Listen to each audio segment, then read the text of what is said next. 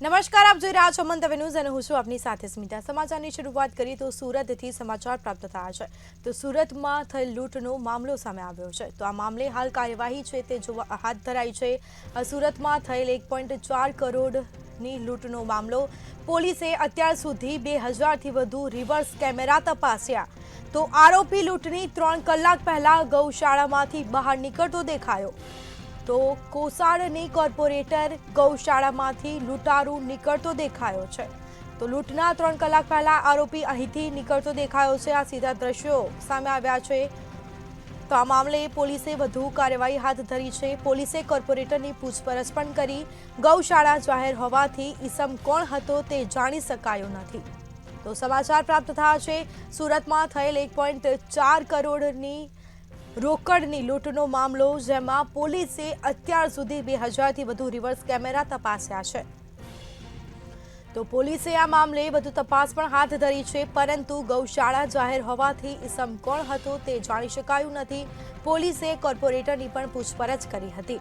લૂંટના 3 કલાક પહેલા આરોપી ગૌશાળામાંથી દેખાયો હતો તો ગૌશાળામાંથી નીકળતો દેખાયો હતો તો આ મામલે પોલીસે વધુ તપાસ હાથ ધરી છે।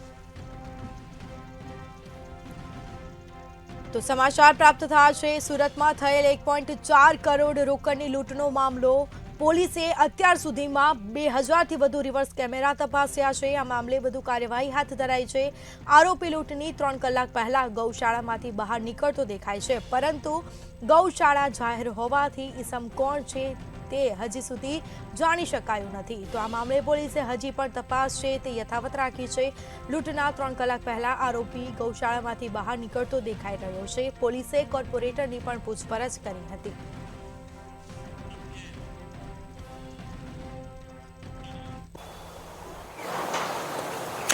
સુરત શહેરમાં કરોડોની લૂંટની ઘટના સામે આવી હતી। પોલીસ હજી સુધી આરોપી સુધી નથી પહોંચી શકી। જે પ્રકારે સેફમાંથી રૂપિયા કાઢી અને રૂપિયા જે છે લઈ જવામાં આવ્યા હતા પરંતુ પોલીસે રિવર્સ સીસીટીવી તપાસ્યા હતા અને સમગ્ર મામલે આ રિવર્સ સીસીટીવી તપાસવાની સાથે જ આ એક ગૌશાળા જે છે કામધેનુ ગૌશાળા આ કામધેનુ ગૌશાળામાં આ આરોપી જે હતો લૂંટનો તે આરોપી લૂંટના 3 કલાક પહેલા આવ્યો હોવાનું સામે આવ્યું હતું કારણ કે આ આરોપી જે છે તે આ ગૌશાળાની જ દિવાલ કૂદીને જતો સીસીટીવી કેમેરામાં નજરે પડે છે। એટલે સ્પષ્ટ કહી શકાય કે જે પ્રકારે લૂંટની ઘટનાને અંજામ આપવામાં આવ્યો તેની 3 કલાક પહેલા આરોપી અહીંયા આવ્યો હતો।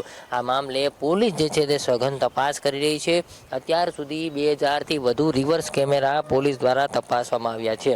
મહત્વનું એ પણ કહી શકાય કે જે પણ જગ્યાએ કાર મળી હતી આ કારની અંદરથી જે બેગો મળી આવ્યા હતા તે ખાલી મળી આવ્યા હતા અને આ સમગ્ર મામલો છે તે પોલીસને પ્રી પ્લાનિંગ હોય તેવું લાગી રહ્યું છે અને તેને જ લઈને પોલીસે સમગ્ર મામલે તપાસ વધુ સઘન કરી છે અને એક બાદ એક તમામને પૂછપરછ માટે બોલાવવામાં આવી રહ્યા છે। સાથે સાથે કહી શકાય કે આ જે ગૌશાળા છે તે એક કોર્પોરેટરની છે અને કોર્પોરેટરની ગૌશાળા હોવાને લઈને તેમને પણ પોલીસે પૂછપરછ માટે બોલાવ્યા હતા। જોકે આ સમગ્ર મામલે કહી શકાય કે જે પ્રકારે આરોપી છે તે ક્યાંથી આવ્યો હતો અને કઈ રીતે આવ્યો હતો તે તો હજી સુધી માલુમ નથી પડ્યું પરંતુ જે પ્રકારે આરોપી આવ્યો હતો તેને લઈને અનેક સવાલો ઉઠી રહ્યા છે કારણ કે આરોપી આવતા નજરે નથી પડી રહ્યો પરંતુ આરોપી અહીંથી જતા નજરે પડે છે એટલે કે આરોપી જતા પણ દિવાલ કૂદીને જઈ રહ્યો છે। એટલે સ્પષ્ટ કહી શકાય કે જે પ્રકારે આ લૂંટની ઘટનાને અંજામ આપ્યાના 3 કલાક પહેલા આરોપી જે છે તે આરોપી અહીંયા આવ્યો હતો અને અહીંયાથી જ તે જગ્યા પર કતારગામ ખાતે પહોંચ્યો હતો ને જે જગ્યાએ લૂંટ થઈ ત્યાં આરોપી આવી અને ક્યાંક ને ક્યાંક આ સમગ્ર મામલે આઈટીનો અધિકારી બની અને આ કાર જે છે તેમને આંતરી અને તેમાં બેસી અને ચારેય લોકોને બંદૂક બતાવી અને લૂંટી લીધા હતા।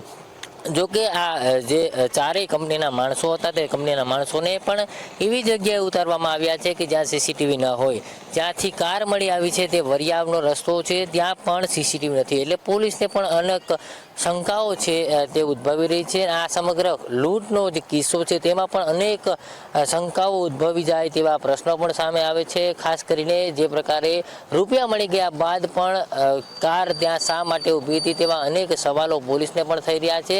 જોકે હાલ સમગ્ર મામલે લૂંટારુઓ પકડાય ત્યારે જ સમગ્ર પડદાનો ભેદ ઉકેલા છે। કોણ આરોપી હતા, કોણે ગુનો આચર્યો છે, કોની આમાં ભૂમિકા હતી અને કોની સંડોવણી હતી તે તમામ બાબતોની તપાસ પોલીસ કરી રહી છે પરંતુ પરંતુ મહત્વનું કહી શકાય કે લૂંટની 3 કલાક પહેલા જે આરોપી હતો તે અહીંયાથી દિવાલ કૂદીને જતો સીસીટીવી કેમેરામાં નજરે પડ્યો છે. એટલે કહી શકાય કે આ જે ગૌશાળા છે તેમાં પણ અનેક રહસ્ય થાય તો નવાય નહીં, કારણ કે જે પ્રકારે ગૌશાળા છે અને ગૌશાળાની અંદર અનેક લોકો આવતા હોય છે, ત્યારે આ આરોપી શા માટે આવ્યો હતો, કોના કહેવાથી આવ્યો હતો, અહીંયાથી પહેલા ક્યાં હતો, તે તમામ બાબતે પોલીસ છે તે પૂછપરછ કરી રહી છે.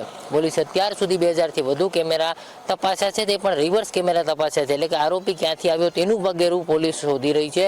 એટલે મહત્વનું કહી શકાય કે જે પ્રકારે ગુનોને અંજામ આપ્યા બાદ જે કાર ઊભી હતી ત્યાંથી કોઈ પ્રકારના સીસીટીવી મળ્યા નથી. એટલે પોલીસે રિવર્સ સીસીટીવી તપાસ્યા અને અત્યાર સુધી 2000 રિવર્સ સીસીટીવી તપાસતા આ ગૌશાળા જે છે ત્યાં આરોપી લૂંટની 3 કલાક પહેલા આવ્યો હોવાનું સામે આવ્યું હતું. હાલ પોલીસે સમગ્ર મામલે વધુ તપાસ હાથ ધરી છે અને અલગ અલગ લોકોને પૂછપરછ માટે પણ બોલાવવામાં આવ્યા છે. કેમેરામેન કેસી વગત સાથે દિવ્યેશ પરમાર, મંતવ્ય ન્યૂઝ, સુરત. તો સુરતમાં થયેલ 1.4 કરોડ રોકડની લૂંટનો મામલો. પોલીસે અત્યાર સુધીમાં 2000થી વધુ રિવર્સ કેમેરા તપાસ્યા છે. આરોપી લૂંટની 3 કલાક પહેલા ગૌશાળામાંથી બહાર નીકળતો નજરે પડે છે. તો આ સમગ્ર જે ઘટના છે તે સીસીટીવીમાં કેદ થઈ છે. તો કોસાડની કોર્પોરેટર ગૌશાળામાંથી લૂંટારો નીકળતો દેખાય છે.